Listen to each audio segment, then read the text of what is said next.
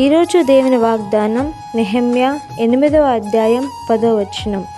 భయపడకుడి, యెహోవా యందు ఆనందించుట వలన మీరు బలమొందెదరు.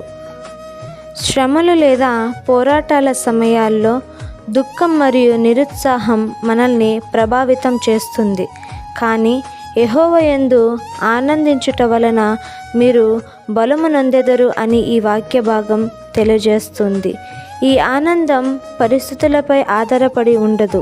దేవుడు మనతో ఉన్నాడని, మన జీవితం పట్ల ఒక ఉద్దేశాన్ని కలిగి ఉన్నాడని తెలుసుకోవడం నుండి వచ్చే లోతైన శాశ్వత ఆనందం.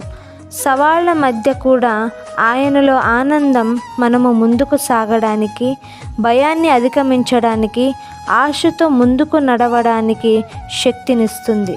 కాబట్టి ఏ పరిస్థితులు ఎదురైనా మనం భయపడకుండా, దుఃఖపడకుండా ఆయన మనతో ఉన్నాడని ఆనందంతో జీవిస్తే అదే మనల్ని నిలువబెట్టి బలాన్ని దయచేస్తుంది.